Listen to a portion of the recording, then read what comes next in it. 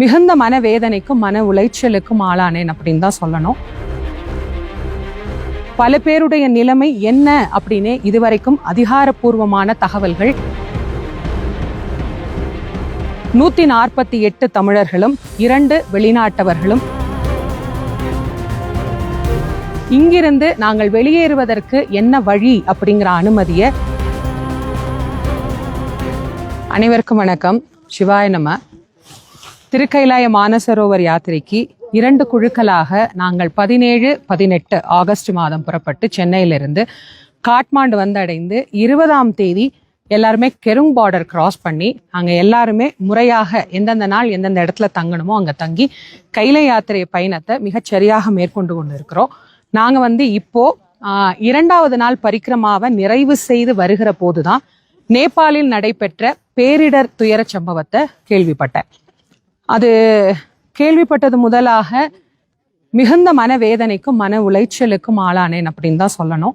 ஏன்னா பல்லாயிரக்கணக்கான நேபாள மக்களும் பல நூற்றுக்கணக்கான யாத்திரிகர்களும் வெளிநாட்டில இருந்து வந்தவங்களும் சரி தமிழ்நாட்டில இருந்து வந்தவங்களும் சரி இதுல பாதிப்புக்கு உள்ளாயிருக்கிறாங்க. பல பேருடைய நிலைமை என்ன அப்படின்னு இதுவரைக்கும் அதிகாரப்பூர்வமான தகவல்கள் எதுவுமே கிடைக்கல. எங்களோடு 150 பேர் பயணத்துல இருக்கிறோம். 148 தமிழர்களும் 2 வெளிநாட்டவர்களும் இங்க இருக்கிறோம்.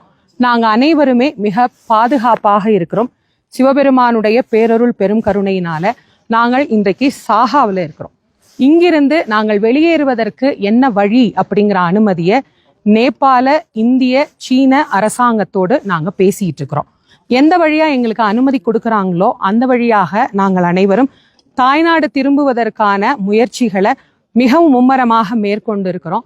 இந்த ஒரு நேரத்துல இங்க நாங்க எல்லாரும் பாதுகாப்பாக இருக்கிறோம் அப்படிங்கிற தகவலையும் உங்களுக்கு கொடுத்துட்டு இந்த பேரிடர்ல பாதிக்கப்பட்ட அனைவரையும் சிவபெருமானுடைய பேரருள் பெரும் கருணை துணை நின்று எல்லாரையும் காப்பாற்றணும் அப்படிங்கிற ஒரு மிகப்பெரிய பிரார்த்தனையும் நாங்க வைக்கிறோம். இந்த துயர சம்பவத்திற்கு ஆளாகி இருக்கக்கூடிய அனைவருடைய குடும்பத்தினருக்கும் எங்களுடைய ஆழ்ந்த அனுதாபங்களை தெரிவிச்சுக்கிறோம். பல பேருடைய நிலைமை என்ன அப்படின்னு தெரியாம இருக்கிறவங்களுக்கு அவருடைய நிலைமை என்ன அப்படின்னு தெரியறதுக்கு சீக்கிரமா அதற்கான முயற்சிகளை மேற்கொண்டு இருக்கிறாங்க.